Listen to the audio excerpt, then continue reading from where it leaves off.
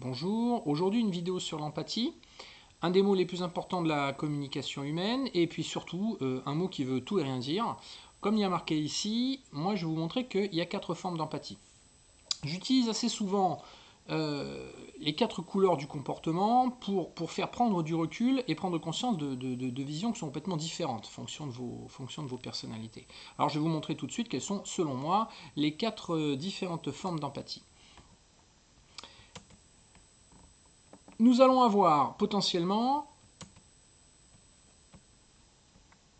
en jaune, personnalité plutôt ouverte, sincère et spontanée. On va être dans le partage émotionnel. Si je suis un peu empathique, si j'ai de l'empathie, je vais ressentir les choses comme vous. C'est une vision qui est assez répandue de l'empathie. Si je suis plutôt observateur, que je suis dans l'interprétation, les hypothèses, je me pose beaucoup de questions, moi je vais plutôt chercher à savoir pourquoi vous agissez. C'est se mettre à votre place. Si je suis plutôt réfléchi, l'empathie pour quelqu'un de réfléchi, c'est pas toujours évident, mais il y en a bien une. L'empathie pour quelqu'un de réfléchi, c'est d'accepter les problèmes d'autrui, de se mettre à disposition et de se demander ce que moi je ferais à la place de quelqu'un. Donc d'utiliser, de m'investir pour essayer de comprendre ce qui peut se passer. Et dans la dernière catégorie, la catégorie des rouges, des gens plus actifs, plus énergiques, quand je suis face à une problématique, moi je vais chercher des solutions.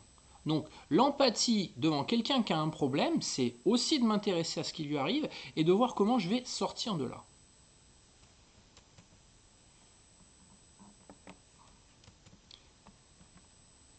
Donc en réalité, on va se retrouver avec 4 formes d'empathie très différentes. Du ressenti, me mettre à la place, à réfléchir, puisque c'est personnel, et puis tenter d'agir. Si vous n'avez qu'une seule vision de l'empathie, vous allez manquer d'empathie. Le pire danger, déjà au niveau de l'empathie, c'est d'arriver avec une idée préconçue qui est très souvent compatir, ressentir les émotions, partager les émotions, d'accord, me mettre à la place de la personne.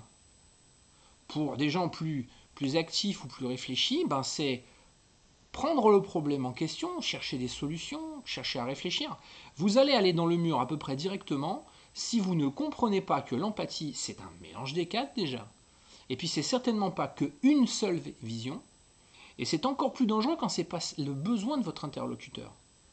Donc vous avez intérêt à véritablement travailler sur votre vision et votre logique au niveau de l'empathie, comprendre qu'elle est limitée, que c'est pas ça l'empathie, c'est un mélange de tout ça.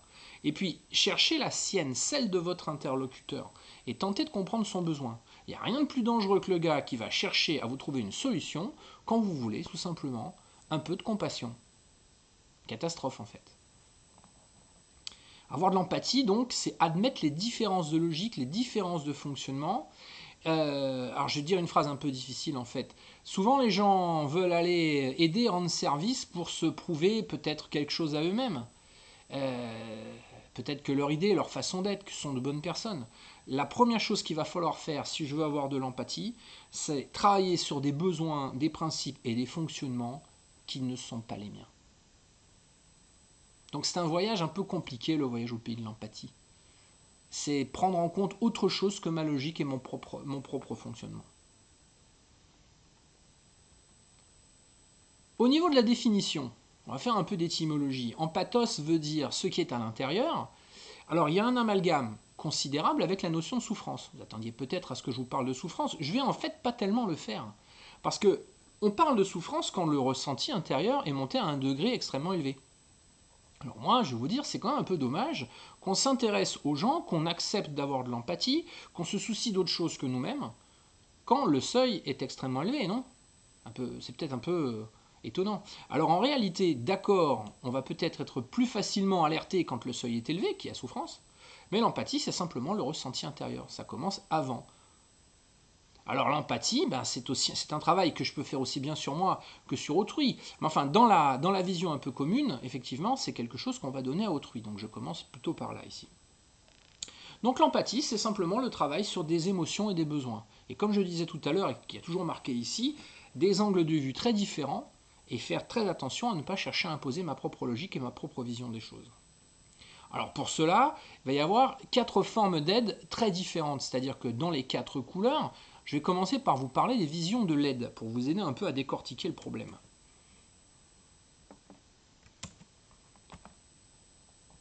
si je suis jaune, que je suis empathique, je parlais tout à l'heure de partager des sentiments, de la compassion, ben globalement, je veux aider quelqu'un, c'est le soutenir.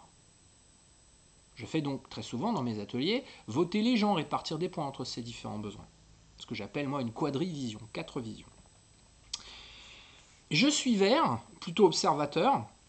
Ma vision de l'empathie, ça va être de donner de l'écoute à quelqu'un.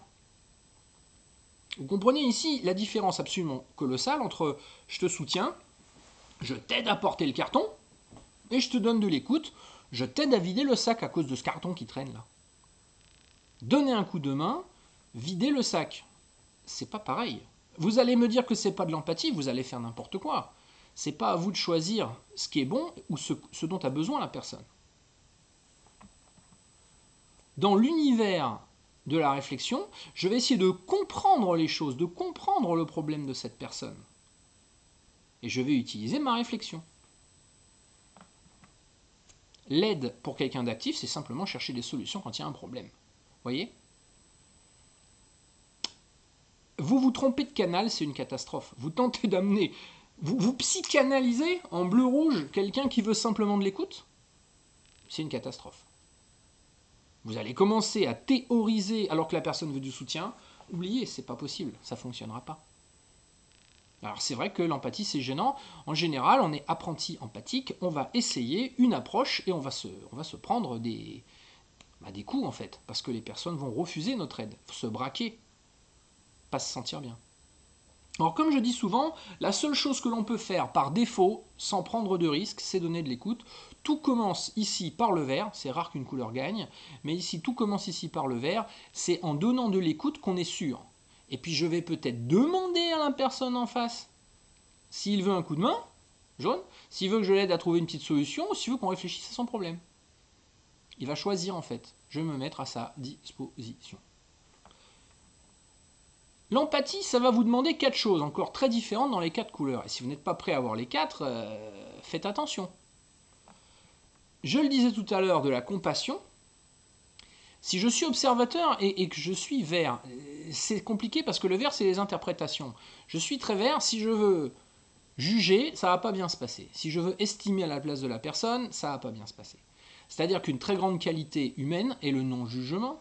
Bon, bah, si moi je veux pratiquer un peu de vert dans mon empathie, je vais être obligé de ne pas juger les gens. En bleu, je suis factuel et objectif. Quand les gens vont pas bien, quand il y a des problèmes, on peut se laisser déborder, on peut se laisser influencer. L'objectivité est une des qualités humaines les plus importantes. Faire très attention à ne pas en perdre l'empathie en ayant trop. Et puis, dans l'univers rouge, globalement, j'ai mis ici le mot énergie. C'est-à-dire que quand on est face à des problèmes, il faut de la volonté et de l'énergie. Et si on n'en a pas, on va se laisser un peu déborder, un peu dépasser.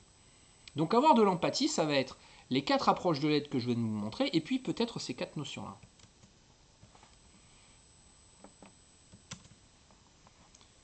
Conclusion. L'empathie, ça va être se tourner vers autrui, quitter vos propres logiques de fonctionnement. Essayez de découvrir le besoin que la personne peut avoir, les raisons pour lesquelles il va pas bien si il y a souffrance, si le problème est élevé, ou tout simplement son comportement et ses attitudes, si je pratique de l'empathie, peut-être un peu avant d'attendre que le bateau coule. Ça va demander une forte ouverture d'esprit, parce qu'il va falloir quitter mes propres logiques et mes propres comportements. Abandonner mes idées reçues. Si vous cherchez la facilité, l'empathie, c'est pas ce qu'il y a de plus simple. C'est un des mots qui va le mieux permettre d'effectuer du développement personnel et de gagner en compréhension. Alors, je remets ici les 4 grands besoins que vous allez avoir si vous voulez interagir avec les gens. Est-ce que vous allez leur apporter du soutien, de la compréhension, de l'écoute ou des solutions? Attention, surtout pas vous tromper de canal. Et comme je disais tout à l'heure, si une chose est sûre, commencez par un petit coup d'écoute. Demandez à la personne ce qu'il souhaite. Ça va vous éviter des catastrophes. Les 4 notions qui sont indispensables si vous voulez pratiquer potentiellement de l'empathie, un peu de compassion, un peu de non-jugement, un peu d'objectivité, un peu d'énergie. Alors attention, je ne suis pas en train de vous dire qu'il vous faut les 4. Je ne suis pas en train de vous dire que c'est obligatoire de fonctionner à un quart, un quart, un quart, un quart. Mais enfin, il va falloir être très prudent si vous n'avez strictement aucune compassion en voulant aider autrui. Il va falloir être prudent si vous êtes dans le jugement en aidant autrui. Là, globalement, je pense que vous allez vite comprendre que ce n'est pas pour vous, en fait. Il va falloir être prudent sans objectivité.